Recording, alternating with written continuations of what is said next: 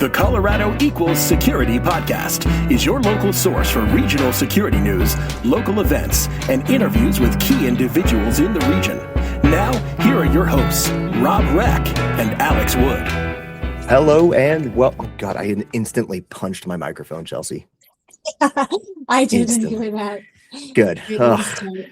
What a better way to start. All right. Welcome to episode 285 of the Colorado Equals Security Podcast. My name is Joe McAllister, and I may sound new. I may sound familiar to some of you, but we have sufficiently procured the podcast from Alex and Rob. I say that, but actually it was a graceful handover. We thank Alex and Rob for their years, 9 full years of incredible programming and work on this podcast.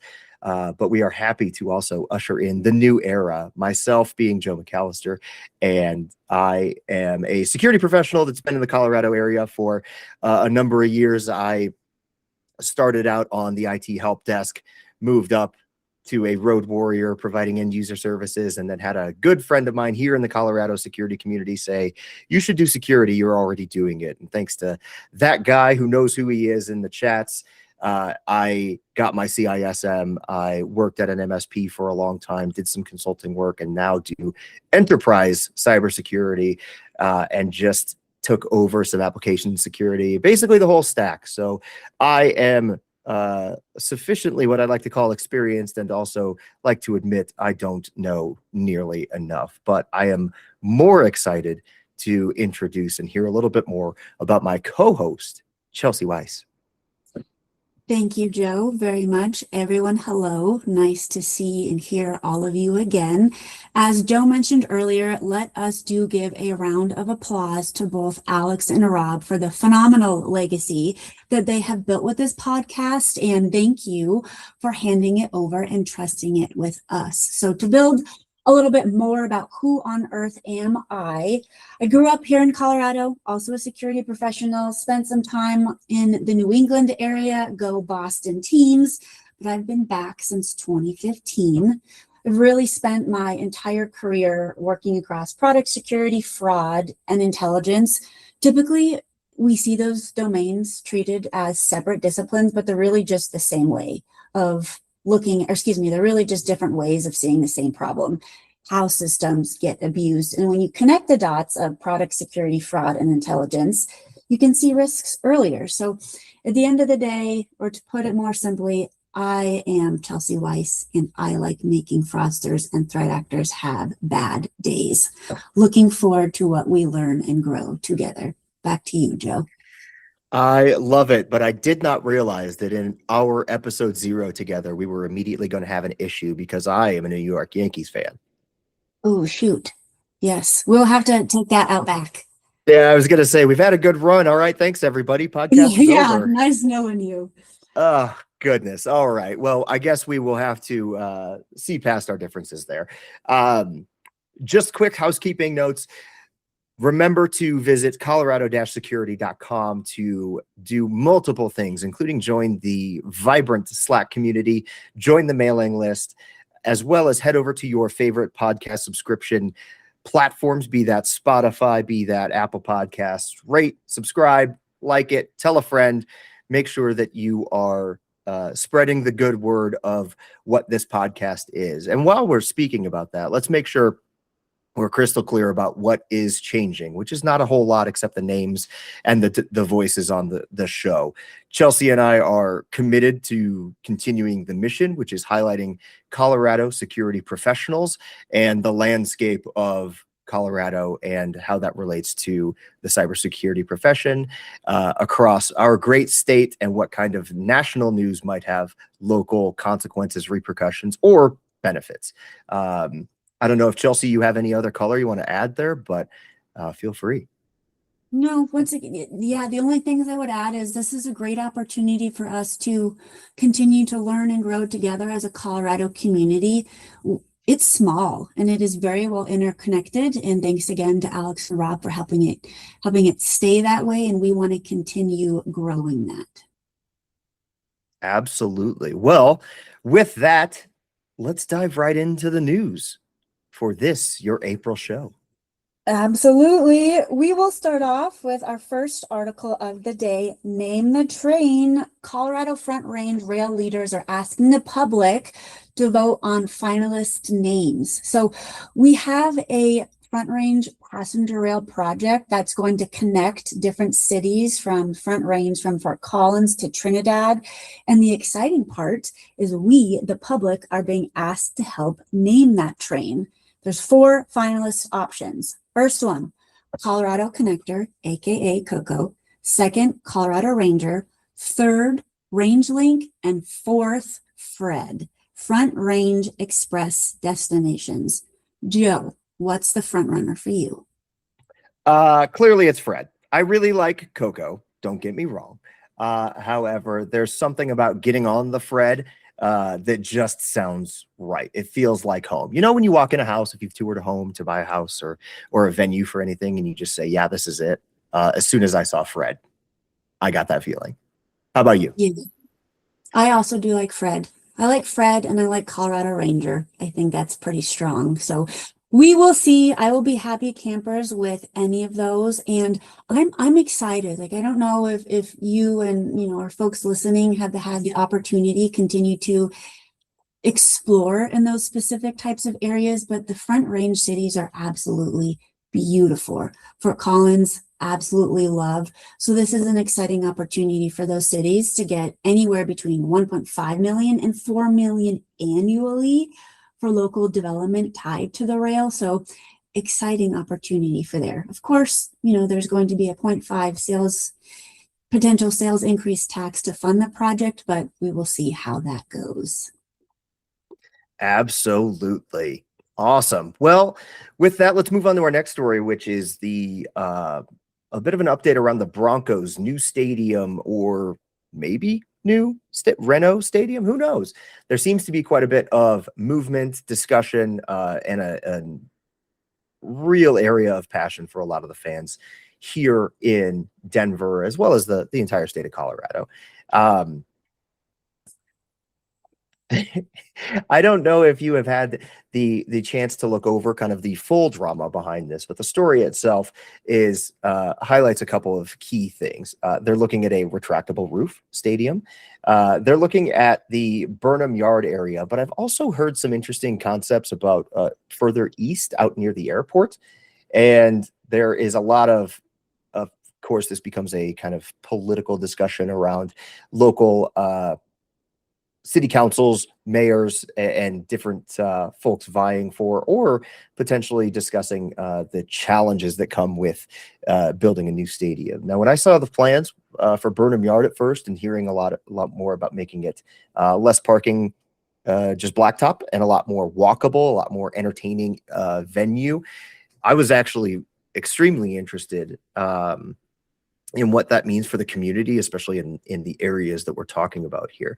I think my first question for you, Chelsea, is, do we need a retractable roof? Do we need a dome? I am in favor of that, only because it brings so many different opportunities for different types of playing, different types of people being able to attend.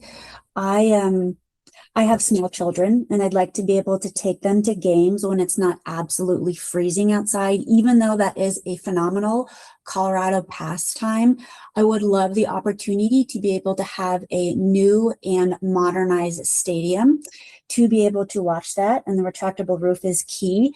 But at the end of the day, Joe, I will just be a happy camper if they continue to allow Billy's hot dogs and Billy's sausages to be in the stadium. So as long as they have something that will satiate my palate from sausages, I'd absolutely love that.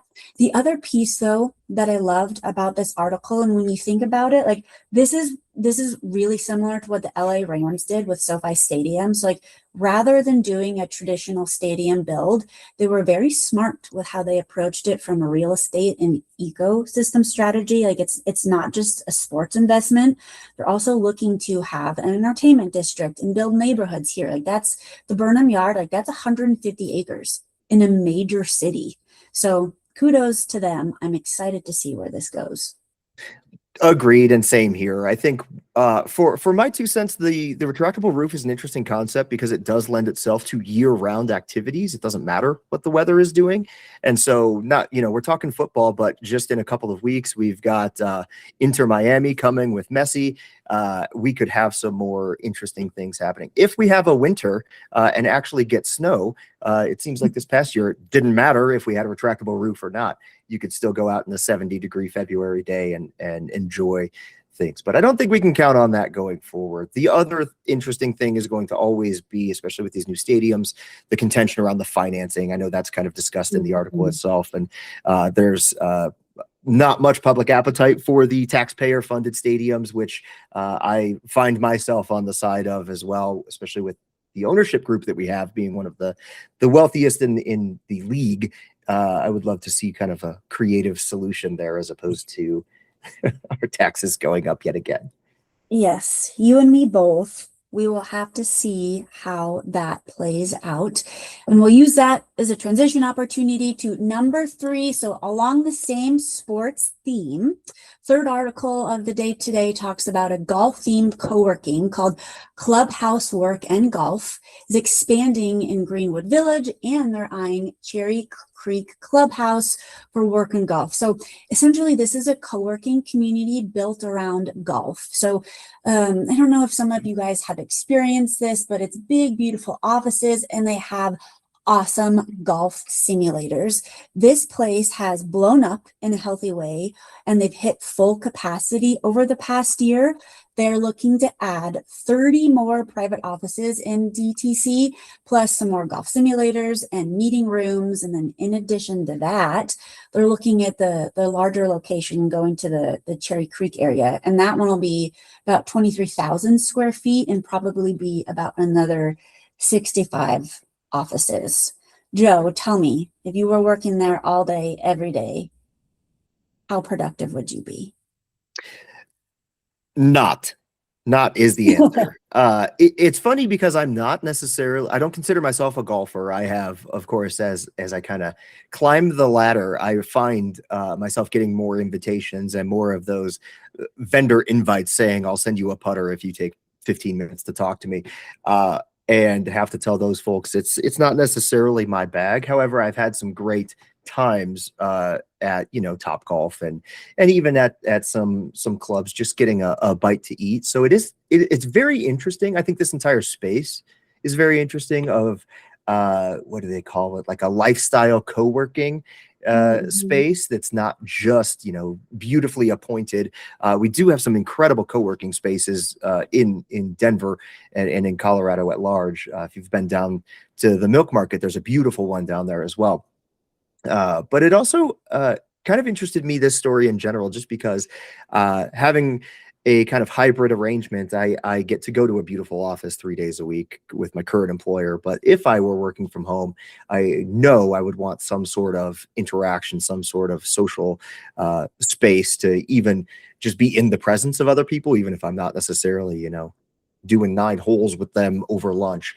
But so the day pass option that they kind of chat about in the story at $75 a day wouldn't be, adds up quickly. And also kind of for my mental health of being what I like to put myself as right in the middle of that extrovert introvert. I have a social battery that drains fairly quickly, but I do love being around and with people. So for $75 a day, I could probably satiate that need. Yes, absolutely. I would say my productivity levels would be healthy, but also I don't know if you want me in competitive scenarios around customers and clients. There's a reason I'm not the most successful when it comes to sales. So I probably wouldn't do that because I just like to beat people at the end of the day. But going back to what you said earlier, kind of about it like being lifestyle driven, I do agree with that statement. And I like the shift in co-working demand in regards to it being experience driven spaces versus desks. And this is an example of a very healthy client facing environment rather than like, people that just work internally on a regular basis. So, Probably not the best for me all day, every day, but absolutely something that I would love to experience, to just build rapport with the people that I work with, and or give them an opportunity to kind of, you know, get our stresses out in a healthy manner. Absolutely. I hear you on that one. All right. Well, in some other interesting moves and news, this is a bit of a pivot, so bear with me as my segue is not going to be as artful as Chelsea's, but we're going to talk a little bit about a newer space company here in Colorado, founded by some SpaceX propulsion engineers named Tom, I'll say Mueller, but I'm hoping to get corrected so we can get that right. But Impulse Space is blowing up in the best of ways. When we're talking about rockets, good ways. We're talking hockey stick growth, not fire. But in March here, Impulse just opened a new facility, 20,000 square feet. They're doubling their workforce, and perhaps one of the biggest pieces of news for this company is being selected as a key player in the Golden Dome Missile Defense Shield initiative that has come down from the government, as well as a few other projects that are going forward, the Mars Lander, Project Helios, and so forth. So some really exciting stuff coming out of the space sector in Colorado, and I think Aerospace Alley is the name referred to in the story. This on top of just a quick also call out for a big conference that happens in April that I wasn't terribly aware of because it's not my industry, but the Space Symposium happening in Colorado Springs in April. I know a couple of friends are heading down to. I'm very excited for. And I know, Chelsea, you've got a kind of soft spot for space and defense. So I'd love to just kind of get your feelings about this stuff. Yeah, we are, I don't remember what the term was. You just said it, Aerospace Alley or something like that. But Colorado really is an aerospace manufacturing hub. So I'm super excited about this opportunity of Impulse Space building further out here, because we have such really great, healthy talent. And what Impulse does specifically is their focus is on like space mobility. So moving the payload after launch. And this is actually one of those like growing, very high value niche spaces in space economy.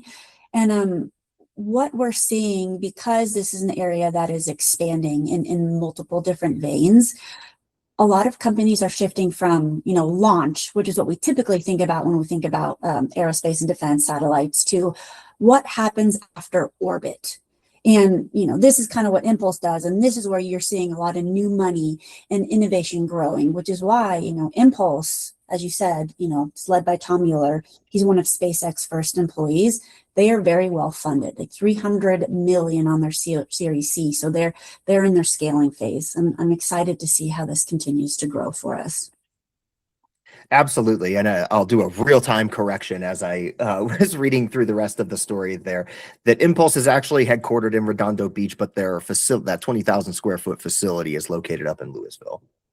Yes, absolutely will. Thank you, Joe. Moving on to number 5 of the day. Colorado business leaders are still negative about the future economy, though less so than last year. So moral of the story, if we look at business confidence index, it was at 41.9 for this past year, which is below the neutral 50, but slightly positive. It's an additional 10 points versus last year. So us leaders are getting used to operating in uncertainty, and this is what our new baseline looks like.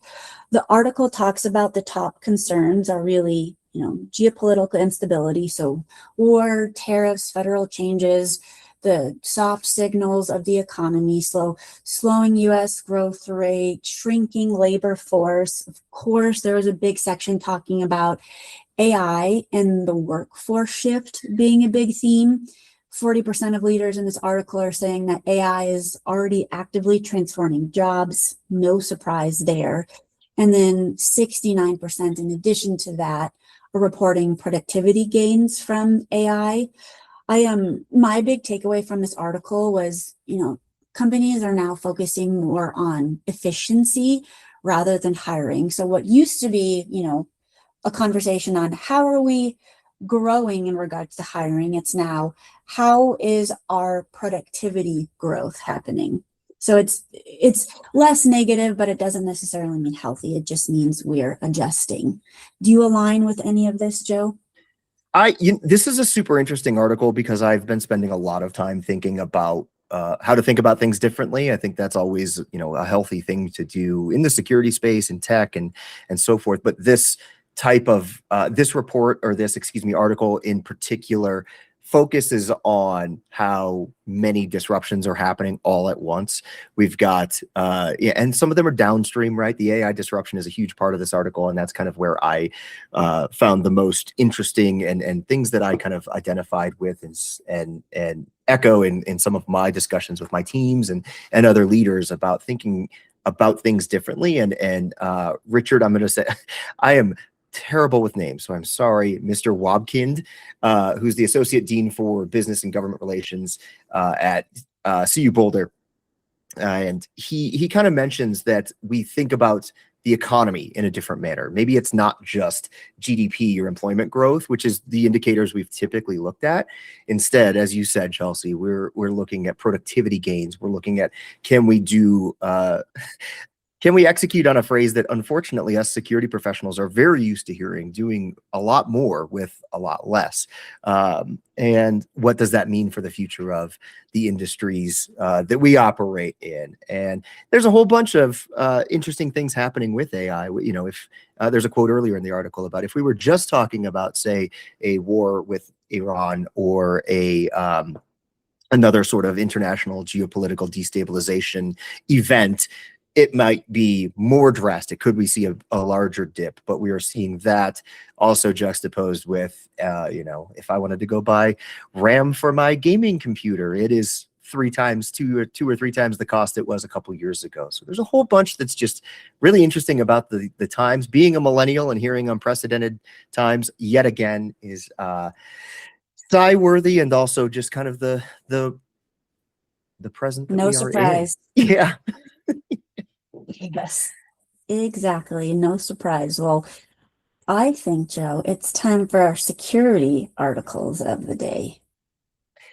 I agree. And the stuff that we get to cover from the Red Canary blog, can I just say, I'm sure I've heard Alex and Rob sing the praises of this blog, but yet again, the Red Canary threat detection blog and Trey Wilkins over there put out an incredible article called Moving Up the Assembly Line, Exposing Malicious Code and Browser Extensions.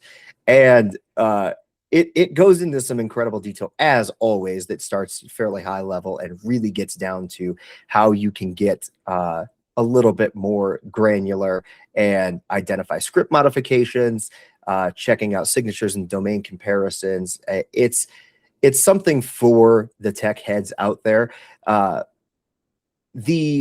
biggest thing I took away is actually in the closing thoughts, where Trey says high fidelity detection of potentially malicious browser extension updates is a practical reality.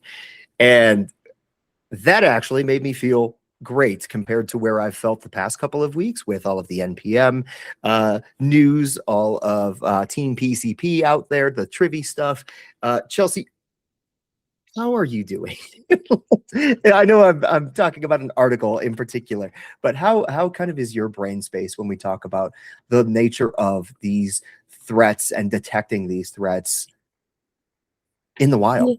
Yeah, this is one of those ones where it's typically an afterthought. So when we as security professionals think about our attack surfaces, normally browser extensions are one that does not come to top of mind. And so I would really simplify that by saying, browser extensions are a massive under-monitored attack surface, but for those of us organizations that are much larger, you can have thousands installed, and all thousands of those browser extensions have auto update capabilities and very broad permissions. And going back to something that you said, Joe, there have been a lot of real world recent compromises that show this is an active supply chain vector that we need to be thinking about.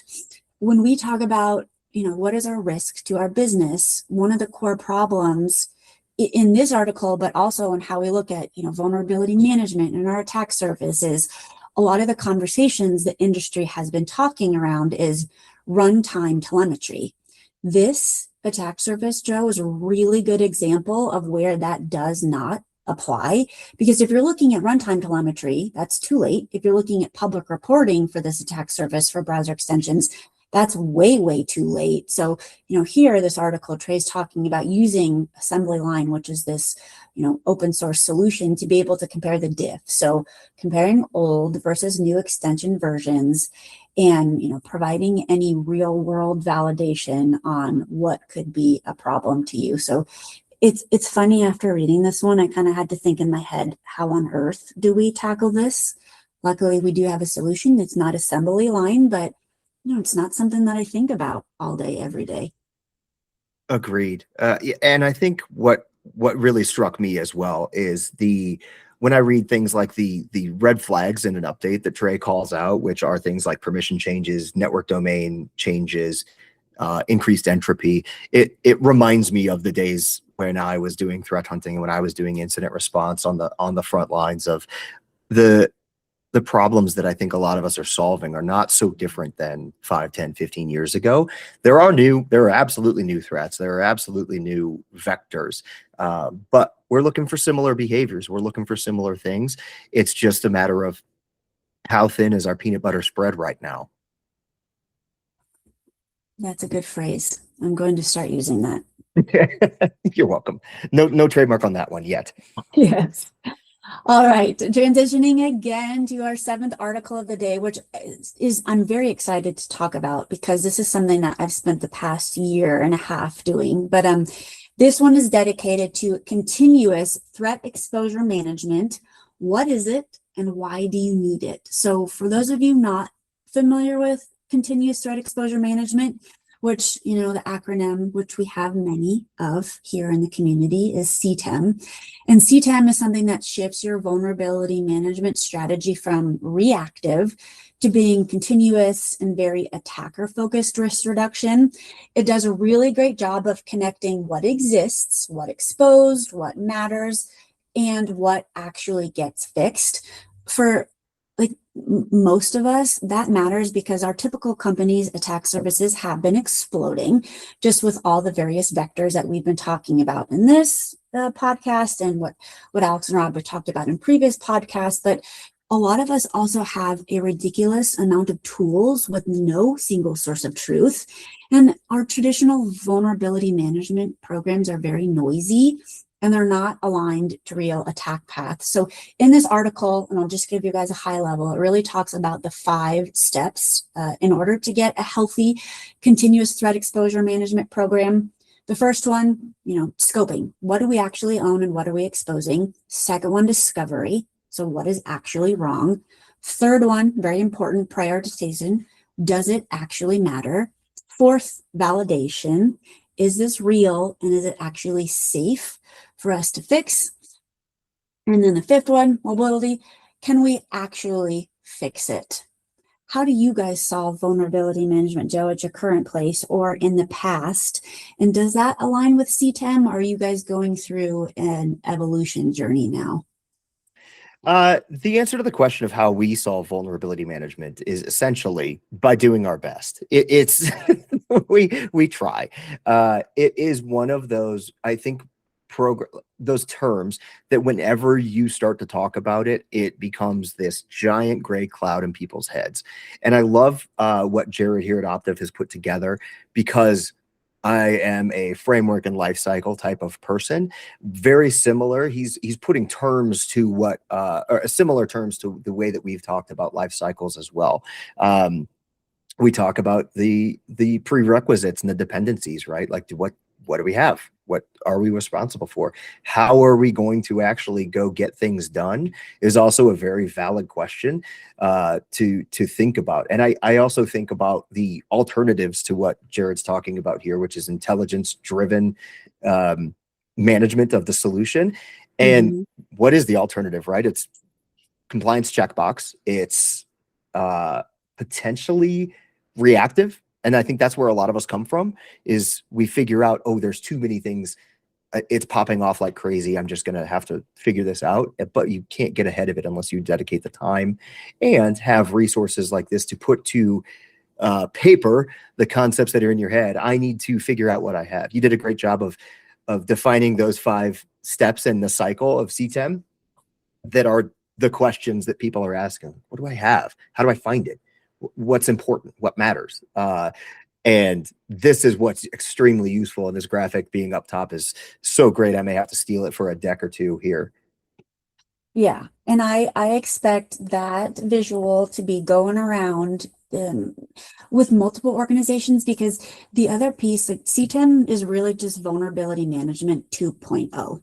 And you called it out directly. Like, we should have been doing this threat informed, understanding what the actual threats are in advance. The power of having a threat informed program, not just from a vulnerability management perspective, but from everything else we do, is really powerful. And this is a, soapbox that I'd love to stand on another time, because today is not that day. But in short, shift left, when we look at product security and vulnerability management and application security, like, shift left was great for a time, but it wasn't meant to grow in the way that it did. So high level, one of the outcomes of shift left was it brought in a crap ton of scanners. And it's healthy because we no longer have a visibility problem, but what CTEMs help solve is the decision problem, because we have all those scanners that gives us all of those vulnerabilities, but now it's a matter of, what do we actually fix? So I will, punctuate this article only by saying, the health of having a CTEM or vulnerability management 2.0 program, it needs to drive remediation. Just like, a healthy threat intelligence program needs to have actionable outcome. With CTEM, if you don't have a fix, then it's a failure. Oh, take that out. Just put that out as the soundbite. That was beautiful. Thank you. And with that, we'll go on to our next story from Zvelo. I will always probably struggle with that one as well. I'm pretty sure there's only one way to say it, unless we're using accents on the E, but I doubt that. This article from Zvelo is about the security intelligence supply chain advancing toward AI application risk intelligence. And I like this because, again, I've been spending what I'd like to think is far more time than is necessary, but it is one of those new threats we talked about, new vectors that I think everybody has to kind of consider. And with that comes some new lines of thinking. As we get more AI-enabled SaaS applications, which, spoiler alert, is just about every single one, they introduce an interesting execution layer to what is the supply chain of software. And that execution layer is where those agents get to go out and perform actions. They're doing things. And those agents can operate with, delegated privileges that one of my favorite things to go look for is, are those privileges greater than what the user typically has? Are we getting privilege escalation as a service with some of these? And what Zvelo as an organization in their blog here is trying to get across is that the security intelligence supply chain for SaaS needs to be considered not just an end product. We can't just go out there and say that the Workdays, the ServiceNows, your Monday.coms are just the end product. We need to consider an entire life cycle and consider what that means for managing those risks. Again, we mentioned a few of the supply chain compromises and campaigns happening today, and Zvelo calling out what the new challenges that us as leaders and professionals are faced with in what is this brave new world of execution paths for AI risk. Chelsea, how are you thinking about this wild west of this frontier that we're in? Great question. Haven't really nailed that down. And if anyone has any solutions directly in regards to this evolving navigating waters, do let me know. But at the end of the day, I took this as, we were securing identities and now we need to secure behavior. And a lot of us talk about how AI is introducing a lot more risk. Well, of course it is, but it's also changing how risk is created and then propagated. So that's kind of the key piece that I've been tying back to, is not only looking at that from a threat surface perspective, but looking at how it further propagates. That has been kind of a favorite word that I have been using with my team when we talk about what our AI does for us. And, punctuating what you had said earlier, Joe, like, takeaway, security tools need to understand what your app can do. The capability-based security is going to be our new baseline moving forward. 100%. I think what's interesting is that conversation between identity and behavior. I went to RSA a couple weeks ago, and I think the interesting conversations I kept having were, we can, with these AI execution layers and processes that they're able to go just do, a lot of things are starting to look a lot more like insider risk instead of a malicious act or a sophisticated attack that, follows the attack frameworks, right? We're now looking at, like, wait, why is this person doing this thing that they shouldn't necessarily be doing? Or how did they get permissions to that? And so we have to change what our brains and what our systems, therefore, are also keying in on for signals. It is, I think, for me, what helps is the bourbon. The bourbon, absolutely, yes, especially early in the morning. Do not follow my advice. Quickly moving on to the 9th article of the day. This one was from Anthropic, Labor Market Impacts of AI, a New Measure and Early Evidence. So this one was a beast of a report. Highly recommend it for folks that enjoy going through reports. They did a really good job of data visualization and helping share a little bit more information about the specific scope that they looked at and what that means. But the biggest call outs of this report were essentially a new metric has been introduced, and it's called observed exposure, which is essentially what AI can do versus what it's actually doing at work. Because the reality check for a lot of us is that AI is way below its theoretical capability that it has today. There are, of course, jobs with higher AI exposure, and they're projected to grow slightly slower, but not disappear completely. Interestingly enough, this report did say that there's no real increase in unemployment tied to AI yet. I'm not 100% in line with that. And Joe, I want to get your take on that in a second. But some of the key indicators and early signals that it did talk about were how, younger workers are getting hired less into AI exposed roles.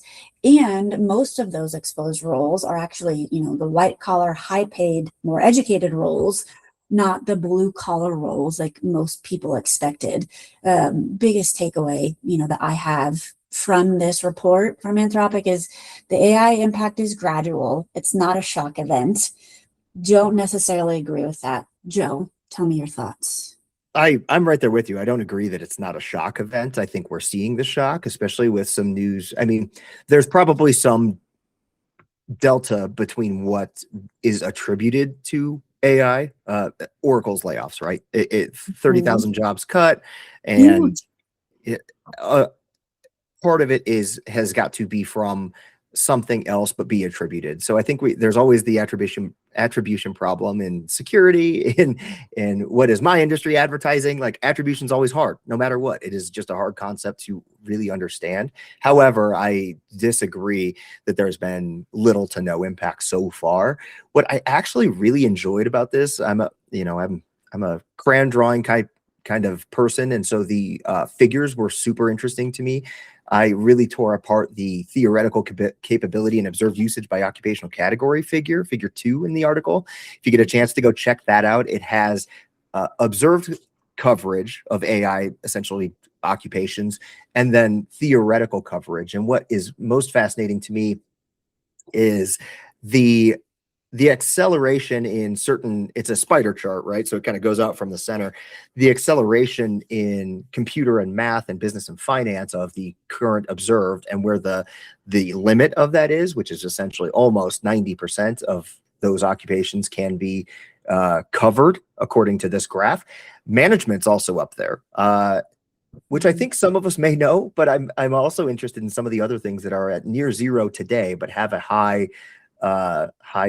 capability kind of theoretical coverage. So like architecture and engineering at 85-ish%. I don't know that I see it today, again, that it is still a fairly nascent technology. We're still in the early days, but it is an interesting kind of, and social services being around a 50%, very, very interesting. However, if you are in transportation or grounds maintenance is the most safe of the occupations on the graph. So if anything, we've got backups, Chelsea.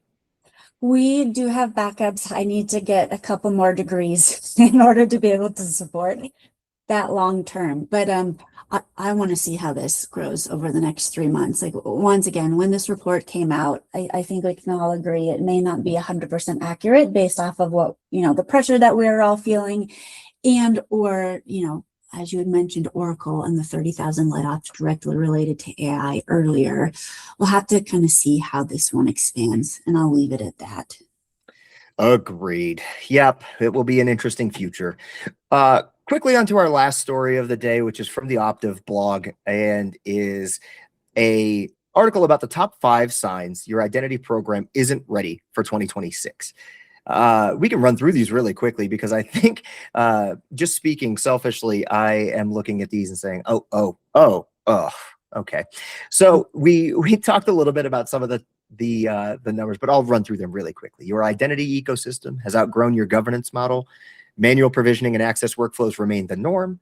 Lack of clearly defined roles, ownership, and executive alignment. Audit findings are recurring or getting worse. You can't keep pace with non-human identities is number 5. And I keyed in on that last one. That has been something I saw on the floor quite a bit at RSA, is identifying those identities, and kind of like I hinted at earlier, the being able to tag what is insider risk versus what's this identity doing. And there's a whole bunch of stuff. And I as a leader feel somewhat lost in the realm of NHIs these days. But I don't know how you're kind of feeling about this checklist. My prediction is that most of us listening to or in this industry, listening to this show or in this industry here in Colorado, can probably see themselves in one or two of these. Yeah, I can absolutely agree with and align on the fact that most of our environments are an absolute mess of both human and non-human identities across a bunch of disconnected systems with less than a clean source of truth. And this one really had me thinking, it's interesting to see how the identity industry has changed. And I've worked at a myriad of different companies in the past 10 years, and each of them have treated identities differently. Some were really healthy and they treated them like critical infrastructure. And there were other organizations that I worked for that they treated identities just like another control function. And the latter, those are the orgs that are going to get their behinds burned in 2026 if they continue to treat identity and access management as back office administration. 100%. Totally agree. A couple years ago, I think maybe 1 or 2, I heard, identity and browser. That's where you really need to spend your energy. And I'm seeing those trends come to fruition here. Absolutely. Well, I believe, Joe, that handles it for our interesting Colorado news of the day and our Colorado security related news of the day. That does it, which takes us to the events calendar. Alex and Rob made some great updates to the events calendar on the Colorado-Security website. So if you go to Colorado-Security/security-events, if you can remember all of that, but you could also just go to Colorado-Security, find it in the little hamburger menu off to the left. It will be updated as new events come out. But for now, let's run through a couple of the events of note for April, starting with Denver ISSA, which is hosting on the 8th an event titled How Quantum Computing Will Unlock and Unleash AI. And on April 16th, there is the April chapter meeting for ISACA Denver.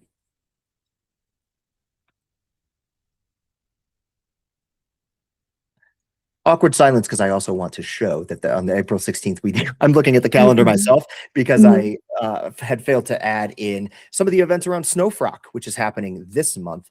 One of them being some workshops on Thursday, April 16th from 9 in the morning to noon. Great conference, hoping to be there myself, but good to check out. Next in our list is also the ISC Squared Pikes Peak meeting on April 22nd. And then on good old 420, we have Sands Rocky Mountain meeting. Yep, it looks like that one actually goes through the week. And ISACA has been putting on their spring CISA training classes. Those are ongoing. Contact your chapter representatives for more information. And with that, one more reminder to check out the Slack channel, which is accessible through the Colorado-Security website, colorado-security.com. Ask to join the Slack channel. Bring your friends along if they're in the Colorado security community. Join the mailing list. Rate and subscribe the podcast with your wonderful new hosts, and tell a friend about our show. I would just like to say once again, we thank Rob, we thank Alex for the incredible efforts and value they've brought to this community over the years, hoping that we can carry that torch forward for them. But Chelsea, do you have any parting words? The only parting words that I have for us folks is go crush your day and make it a productive and happy one. Learn more about the Colorado security scene at colorado-security.com, where you can see information about local security groups, a calendar of upcoming security events, and learn more about Colorado equals security.